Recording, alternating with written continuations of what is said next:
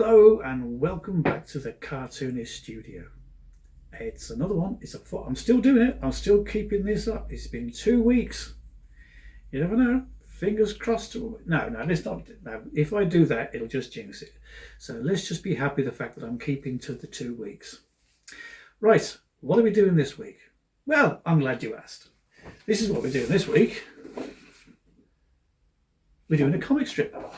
And it could actually be part of an ongoing series. I'd like it to be part of an ongoing series, and maybe you can get involved with it all. What it is that I'm doing is I'm saying, what if I drew and then we pick a cartoon? This particular one is Andy Capp. So what happens if I drew Andy Capp? It could be BC, it could be Peanuts, it could be Mother Goose and Grimm, it could be any of the many cartoons from around the world. Doesn't have to be English or British. So if there's something you'd like me to draw, or like to see how I draw it, put it in the comments below. So I won't give a big preamble for that. I've got lots of ideas coming on this year, a lot of book ideas which I'd like to sort of go through the process with you, but more about that probably in next week's video. So there's something to look forward to. But in the meantime, shall we go this way-ish and see how I draw Andy Capp? Let's do that. Right, let's get started, shall we? Okay, first things first. I notice that whenever cartoonists take over from another cartoonist, they tend to sort of slavishly follow that style or get as close as they possibly can to it. And that's really quite... it's quite frustrating for an artist, because you've got your own style. You should obviously remain as faithful as you possibly can to the character. It should be recognizable as that character. But like over here, I took over a cartoon strip in the Dandy comic called Beryl Apparel, and they said, do it in my style. They took me on because of my style, so why on earth wouldn't they continue that? So in that vein, this is the way that I will draw Andy Capp. I'll draw him so as he's recognisable as Andy Capp, but it'll be in my style. Why? Because I want to, and it's my YouTube channel. So here we go. So I've got the cartoon, and it's going to involve Flo, the wife, and Andy. It's got to involve Andy, hasn't it? So here we go. We'll get on with it now. I'll shut the hell up and get on with it. But I won't shut up. Okay, so Andy Capp, possibly the most successful comic strip to ever come out of the UK. We've had a couple of cartoon strips that have sort of been syndicated out in America, but nothing along the lines of Andy Capp. Nothing as successful, should we say, as Andy Capp. I think in the end, his sort of big success was he was in over 1,000 newspapers, I think, which is always somewhat of a surprise to Reg Smythe, or never really knew how to pronounce his name. I think it's Reg. And he was sort of amazed the fact that people in Turkey would contact him and say how perfectly Turkish Andy is, because he just created him as like a Northern English man. In fact, for a while when he first created it, it was only actually published in the Northern newspapers, the Northern version of the Daily Mirror, and it sort of became popular. So they brought it down south and made it. Well, didn't bring it down south. They published it in the national edition of the Daily Mirror, which, of course, was published in the south. So there you go. First things first. There's Flo. Tell you a little bit more about it in a minute. So I would. Literally, the picture of Flo, which should be up on the screen now, you can see there's a slight difference. But of course, and Reg Smythe was a great cartoonist, but he wasn't really a person for action. His cartoons never really sort of had any flow or movement to them. Flow. Oh, God, that was pathetic. Didn't mean it to be. And I believe that all of his lines would be drawn with a ruler, I think. By his own admission, I don't think he was an artist as such. He just managed to draw cartoons. He was a single panel cartoonist back in the days when you could actually make a living out of single panels. And he was very successful at it. He used to work in the post office. I can't think what it was he did. He wasn't a postman. I think it was a post office he worked at. And then he'd come home into his little flat in London, because he was from a place called Hartlepool, which is in the north of England. He went up to London to be closer to the cartoon world, and he'd then draw. He had a little alarm clock, and he'd give himself, now I could have this wrong, I don't know, to check. He'd give himself, I think it was 15 minutes of cartoon. And if you hadn't finished the cartoon when that buzzer went off, he'd just start the next one. He'd put that cartoon aside and start the next one. Don't know whatever happened to the ones that he didn't complete. Maybe he did them on the weekend or something, I don't know. But this way, he got a tremendous amount of cartoons out.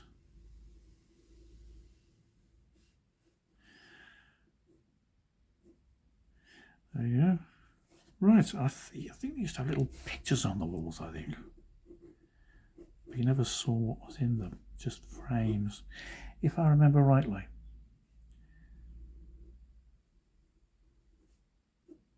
It's actually quite strange doing this, because it reminds me of when I was first drawing cartoons. And I used to draw, and I used to love Andy Capp. So I guess I've probably been inspired by him all my life. Now I'm going to draw Andy with a cigarette, because that's how I remember him.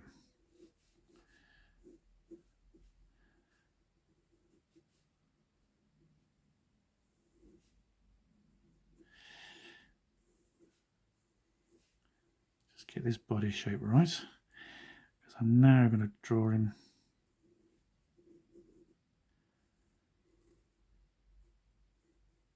Andy would never do that with his fingers. If I was drawing him, he would.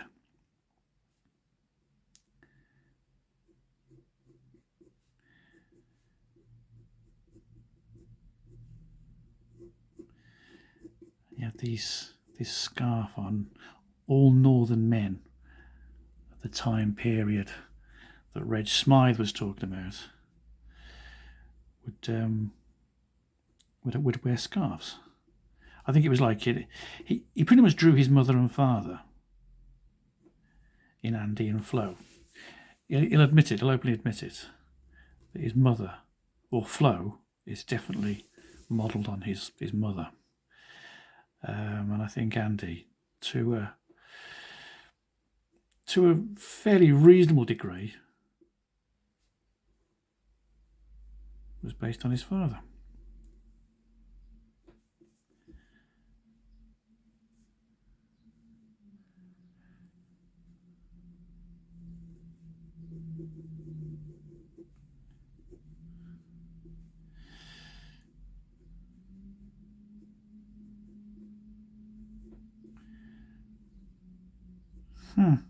Yeah, so anyway, the creation of Andy Capp, he'd been doing these single panels, if I go back to that side of it now, he'd been doing single panels very successfully for a very long time.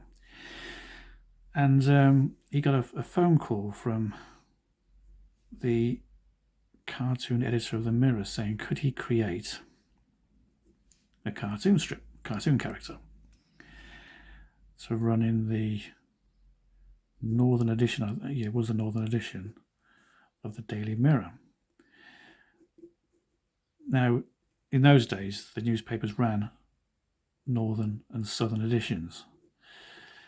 And so he said, yeah, okay, I'll do it. And he couldn't work anything out. He just couldn't get it right.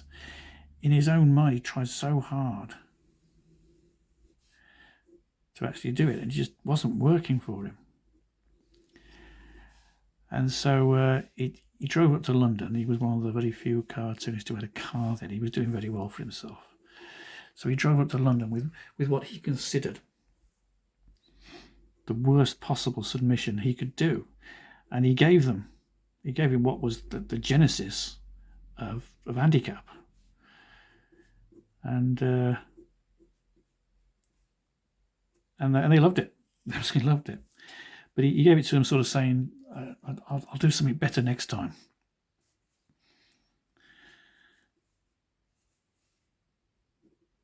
But they said, no, this is perfect. This is exactly what we want. Great. Love it.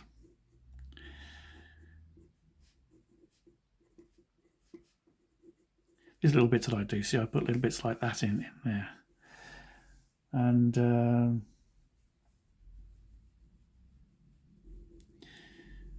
so I'm taking the basic format of Andy Capp.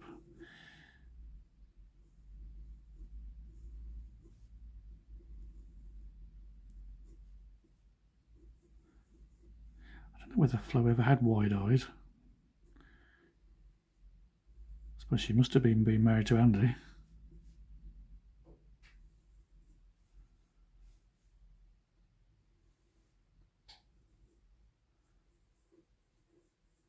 Now this is pure me. That with the fingers. Right, so we're getting somewhere now. Almost done. And have a little bit of a path. And you go into the road then. Oops, put a bit too high, bring it down, that's it.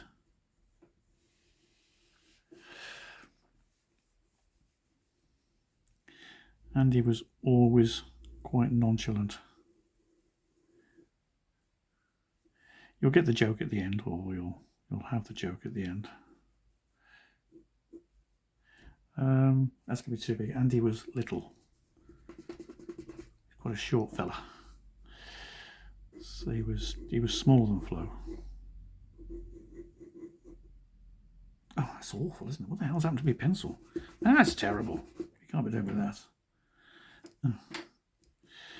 I need to get a new putty rubber. That's a little bit old now. Okay. A bit lighter. Can you still see that? Jolly good. Are you enjoying this? Is this interesting? If it is, you can hit the like and like it and subscribe and all that. And notification bells and yeah, all the usual stuff. Get YouTube to like me.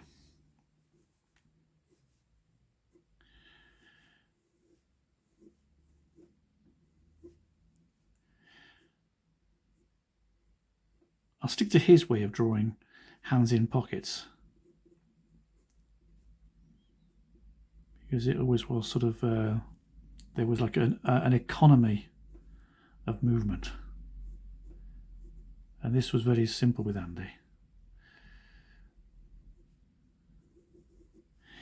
And I know I didn't show it on the way out, but often didn't matter.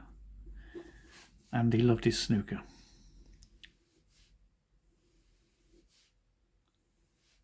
Once again, everything in Andy Capp was very straight. Not so much with me. Mine's more curves.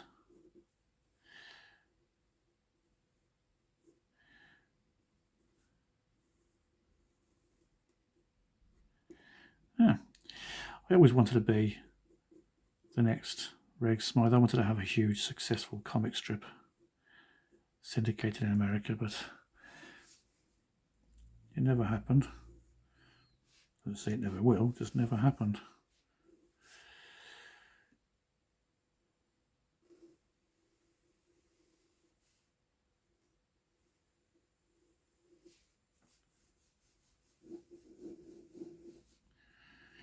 And there you have it. There's the layout for the comic strip. I'll now, shall I be fair? Shall I be more faithful to Red Smythe and just, yeah, I probably will. I'll probably go back with that and just give it a bit of strength. Right, I'll now go away and I'll ink the borders and we'll come back for a spot of inking, shall we? Shall we? Hands up who wants me to do that. I want to, if I still do 855,000. That's what we'll do then. See you in a minute. Okay, welcome back. As you can see, I've done the borders. I've just added a couple of things. I'll put the lettering in because he lettered it by hand. So I will also do the same, but a little bit later on. Actually, no, I'll probably do that first. Also, I've added Andy's foot coming down the stairs. So she's just not shouting at a bunch of stairways. And I've just put some panelling on the door.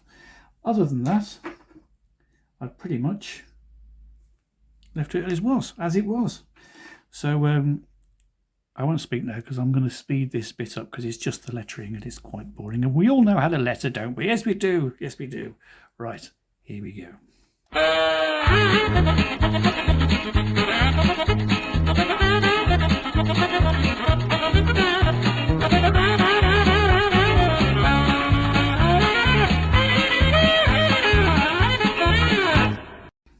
Okay, welcome back. Yeah, that's that. So I think I'll also do the balloons with a pen. Just easier to control because I use ellipses on my cartoons. Don't think Reg Smythe did.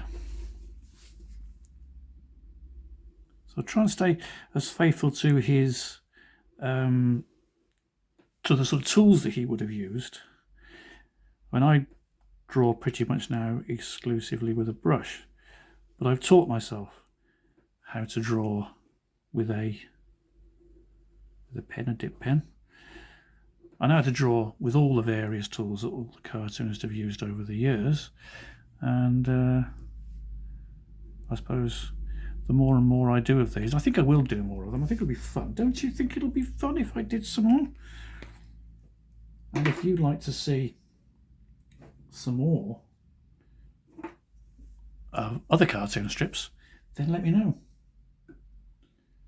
These actually, yes, it's the third time I've dipped this nib in the ink, and yeah, I change my mind every time. I'm going to do come on, there you go. I'm going to do the yeah, I am going to do stuff like he did. I'll keep that bit as he would have done it. There's no harm in that. And I'm pretty sure he would have used a ruler in everything that he did. Oops, get it straight. Let's see what I can do. So let's give it a bit more of a feel of the original Andy Capp. Also, as far as the joke's concerned, I'm touching on a very dodgy subject here. I don't think there's a copyright issue. I'm drawing someone else's character, so yes, there's copyright there, but I'm not actually making money out of it. I'm not selling it as a cartoon strip. I'm doing it as a bit of entertainment, really. I'm sure that if Mirror Group newspapers, who own the rights to Andy Capp, wanted to, they could kick up all kinds of a palaver. And they'd be within their right to do so. But hopefully they'll see it for what it is. Keeping Andy in the limelight. So I start again. So I haven't actually used any of his jokes. This is one of mine. It's one of mine from my cartoon strip, Adam and Eve, which I haven't done for a while. There have been some changes in my life, some developments, shall we say, and I haven't really felt like it, to be honest with you. I'll go no further than that, but my life has not gone exactly as I wanted it to. But so whilst I am getting that bit of my life sorted out,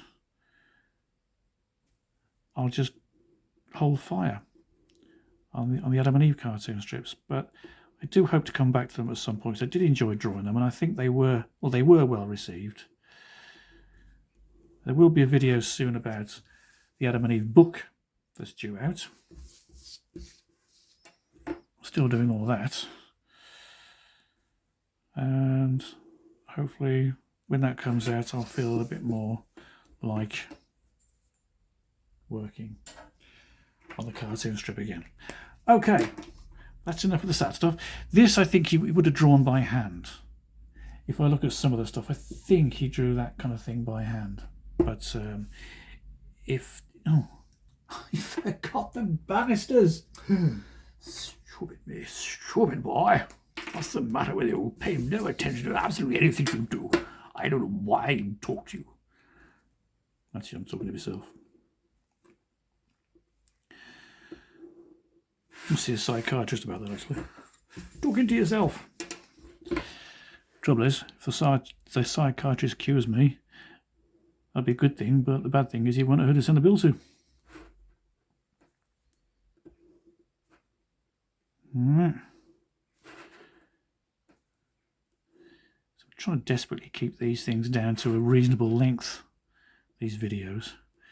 But everything I take on seems to take so long. But I think when it boils down to it, I think you'd rather I did my best for you, wouldn't you? Yes, of course you would. Now, I don't think Andy does this, but sunlight's coming in through there, so we'll give these banisters a little bit of shadow there. There we go. Right, now, I believe we're ready for it. I know I haven't done the painting, the frame up here, but let's start soon. I'm never going to start. So we'll start with flow. There will be a difference in the line work, because I think I remember reading somewhere he used an Osmeroid pen. I don't know whether I pronounced that correctly or not. Osmeroid pen and black India ink.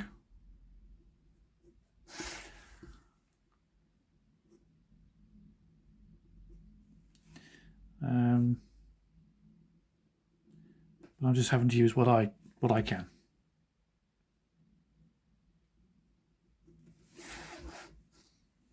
Can you hear that little pigeon out there? I don't know whether you can hear that, whether the sound on my phone picks that up. Lovely sound. So nice living out in the country.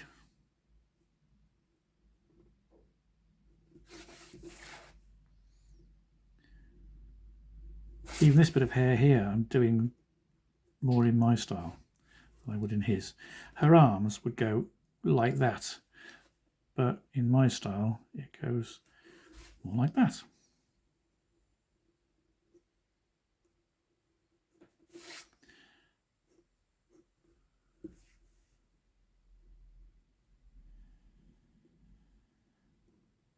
Yes, if you're interested in seeing more Adam and Eve, let me know. I know I've mentioned it before, just briefly a few minutes ago, but also if you want to see how I tackle one of your favourite comic strips, it doesn't have to be a British one. I just started off with Andy Capp because it's a cartoon that I know very well. Brought up with it, and he's British.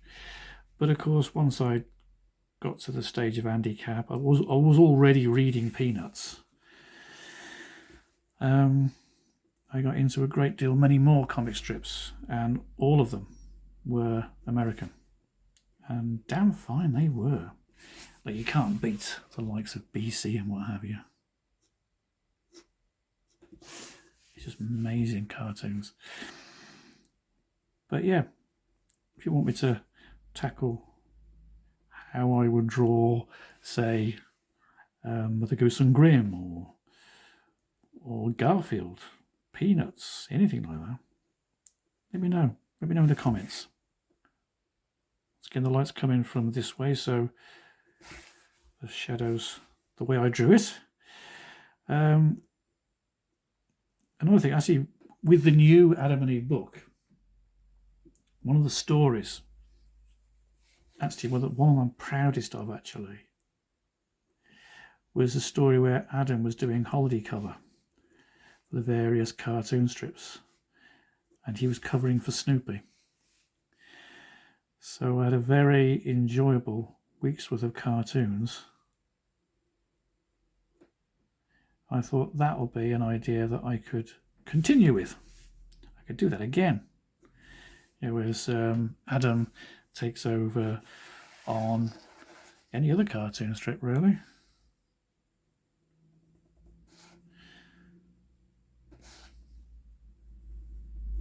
And that will be in the new Adam and Eve book.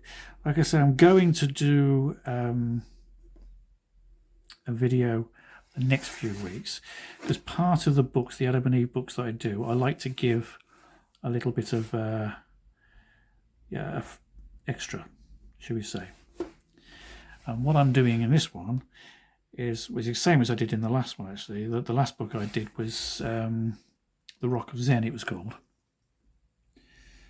And in this, I did a little story involving, I think it was Adam the bear and Eve. And so I've got another story involving Adam the bear, Eve the snake, and I think Google the owl as well. I think he's in it as well. I think most of the characters from the strip are in it.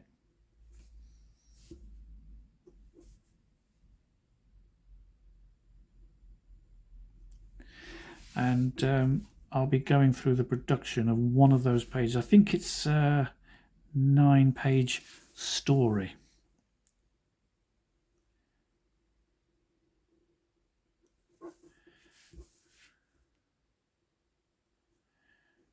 Should get this bit right, actually. Yeah, I remember speaking to my old agent, Andy Brand, that was his name, and he was talking about the possibility they were looking for an artist to do Rupert the Bear.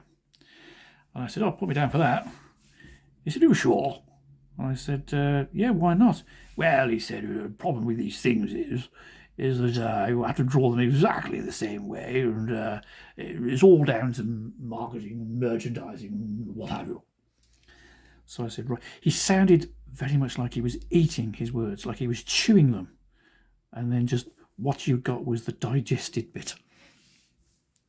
And so I said, well, what do you mean? He said, well, Rupert has some kind of tartan pattern, I believe. And I had a cartoonist once who did it, and he missed out on one of the tartan stripes, and they rejected the whole comic strip. So no, it's got to be done properly, or it's not at all. I said, oh, right. I said, oh, well, then, what shall I tell him? I said, tell him to screw it. Good man, good man. And that was the end of that. I didn't do it. So that's another reason why I say what I say. I was quite surprised when the Dandy contacted me to take on one of their iconic characters in Beryl Apparel, and said I could do it in my own style. I said, make it recognisable as Beryl to start with, give it a gentle transition, but we want it to be in your style. I thought, brilliant. And that's what I did. And loved every second of it. Until it all went south. Maybe one day we'll go into that. I don't know. We shall see.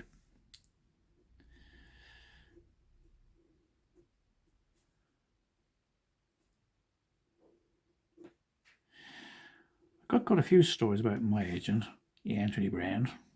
I can't say his name properly without putting the forced accent on, because whenever I went round to see him and the phone would ring, he always said it the same way, "Hello, Anthony Brand." As though he was kind of quite tired of saying it. "Anthony Brand." Strange. He was a strange little man, but I liked him. We had a few arguments, we had a few fallings out, but he meant well. But we're whipping through this, aren't we? What are we doing, everyone? Whipping through it. Yes, we are. Well done.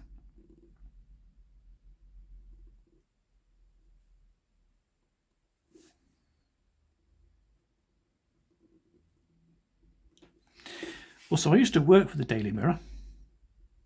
I used to write a comic strip which was illustrated by a chap called John Burns. John Burns was an illustrator. He wasn't a cartoonist as such. He used to do a lot of work for 2000 AD. He was one of the artists on Judge Dredd. Very good at what he did. But I created, this is quite frustrating for me, because I'd created a comic strip which had been rejected by all the syndicates. And frustrating, but it happens, and I thought nothing else of it until this program comes from America, and it was a huge success, and it has obviously gone on to be one of the most successful comedy shows in TV history. Now, before going any further, I'm not saying that someone saw my cartoon strip, got the idea for a TV show and stole it. I'm not saying that. I'm just saying that I had the concept first, and if it had been a comic strip and it had been syndicated and it would have had even a portion of the success of the TV show, I would be a multi-millionaire. That's happened to me a few times, Alice. It's quite frustrating. Do you want to know what the cartoon strip was about? It was about a collection of youngsters who had left home and moved into the big city and were living in an apartment. Well, apartments, shared rooms. And they became friends. Yes, I created Friends. And it was so like the TV show. The characters that I created were very much like them. Like I said, I'm not saying that it was stolen by the creators of Friends, because that's not true. You know, what they did was absolutely brilliant, amazing program. It's just that it's one of those things that is a little bit frustrating. I've done something silly there. I did that, and I've got to draw him. So I was dithering around here for a while. Perhaps I'll do the picture over here. So anyway, a couple of years later, I then changed it slightly and focused on two girls, two opposites who had moved into a flat or a shared house. The one was a serious-minded feminist. The other one was into parties, men, drink, men, food, men, clothes, shoes, men, and did she mention men?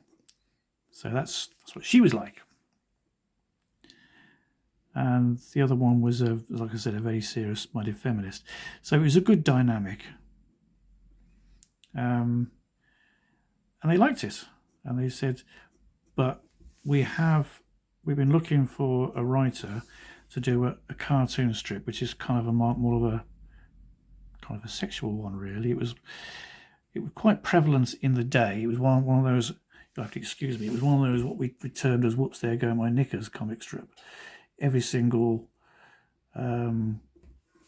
day, one of the girls would have to be topless, or in the bath, or getting dressed, or item of clothing would fall off, or something like that. And that was his idea. So I had to write jokes around that. And I said, yeah, okay, because I had to get in the industry somehow. And that was how it started for me. So I wrote these cartoon strips. I had to do 6 a week, of which I was paid handsomely for it. I can't complain about that. And yeah, I was out there for a while. So I used to work for the Daily Mirror. Worked alongside Andy Capp. It was great to be on the same page, to see my name on the same page as a hero of mine. But people say, what happened to it was called Girl, was it called Girl Chat? It was called Girl Chat. People say, what happened to Girl Chat? I said, Piers Morgan. That's what happened to Girl Chat. This is how much this guy, he was the youngest ever editor of a national newspaper. I forget how old he was, but he was very, very young. He took over probably in his early 30s, which is quite an achievement, I'll give you that, for the Daily Mirror. And the cartoon editor told me that he called him in one day, and he had a graph with all the cartoons on it. And he said, we're going to have to get rid of one of them, or some of them. And so I said, all right, he knew it was coming. So he said, I was thinking of getting rid of Andy Capp. And he said, you can't get rid of Andy Capp. He said, why not? He said, because the syndication on Andy Capp pays all our wages. And he'd no idea how successful Andy Capp was. So he didn't get rid of Andy Capp. He said, okay, they couldn't make up their mind what to do, so he said, last 2 in, first 2 out. And that was me and some of the comic strip. Even though in the polls that we'd had on the popularity of the cartoon,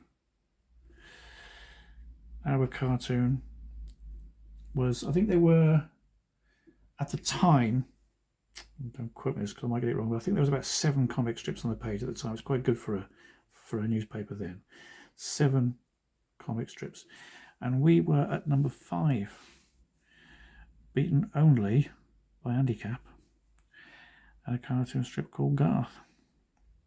It's an adventure strip, very popular, been there for God knows how many years. And that was it. And now, I think the only cartoon strip from those days is Andy Capp. Anyone left? So Piers Morgan ruined my career. Well, put it on hold anyway, that's for sure. Again.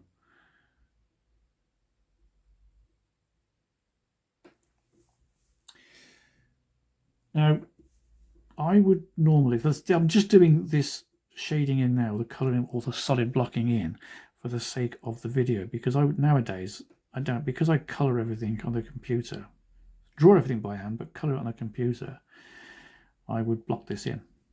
I just block it in on Photoshop. It's so much quicker, and of course it saves on ink.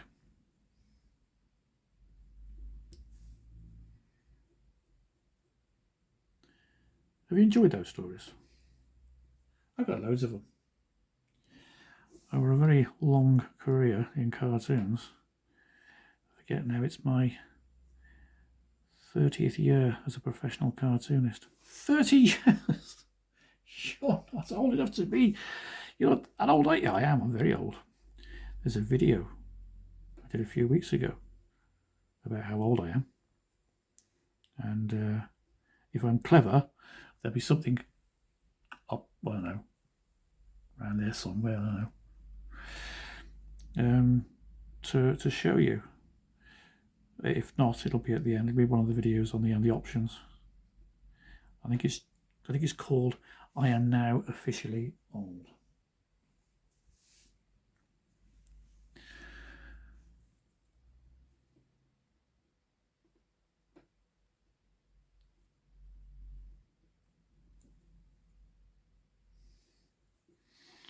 I think I might have made a mistake with this road here, because I think he would have had the road going like that and then like that, because I can't actually fill that in.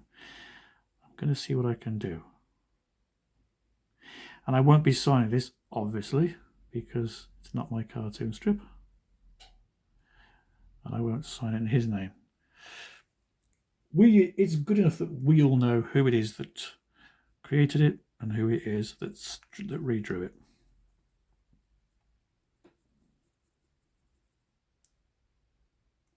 So, I ask this every week. One of these days someone's going to answer, what you been doing all week? What you been up to? I'm going to the dentist tomorrow. I've got to have a tooth removed. That's deep joy. It's a new dentist and she's horrible.